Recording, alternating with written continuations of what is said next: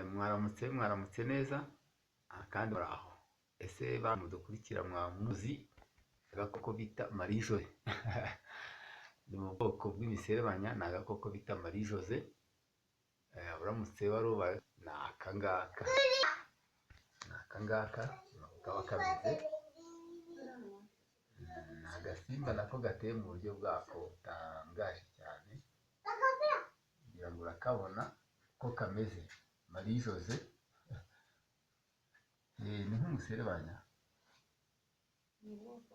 neza rwose, nk'umuserebanya. Nubwo ukabona gasa neza, kugira ngo urakabona uko kameze. Ni agasimba uba ugomba kwitonda kuko kaguye nko mu biryo kagira ubumara, gashobora kukumera nabi cyane. Ngako rero ngira ngo urimo urakabona ukuntu gateye. Ahantu mu nzu hari amatara rwose, niho hantu hako, niho kikundira cyane kabisa. Ngira ngo rero murakabona uko niko gateye, agasimba kacu k'uyu munsi. Tubibutsa gukora rero subscribe ngo mujye mureba ibintu bitandukanye muba mudasabwa kuba usobanukiwe ikintu. Rero ushobora kwibaza ibimera, ibintu bitandukanye ushaka kumenya, wakwandika Habereme Jean de Dieu kuno yacu rwose wabibona, nta kintu utazahabona. Urabona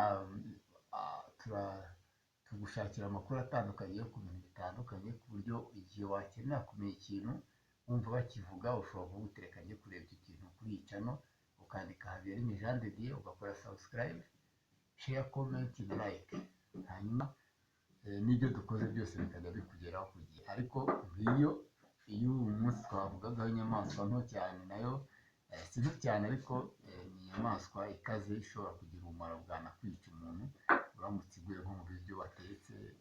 Ntabwo rwose wapfa kuharokoka utageze kwa muganga ku gihe. Ni Marie José niko abantu benshi bakunda kuyita. Rero murakoze uyu munsi, reka ikiganiro cyacu tugisoreza aha, ariko tubasaba kujya gukora subscribe kuri iyi channel, ukandika Habereme Jean de Dieu, ubundi ugakora search, warangiza ugakora comment, subscribe, hanyuma ukareba na video zacu kugira ngo dushyigikire tugenda n'izindi nyinshi. Murakoze.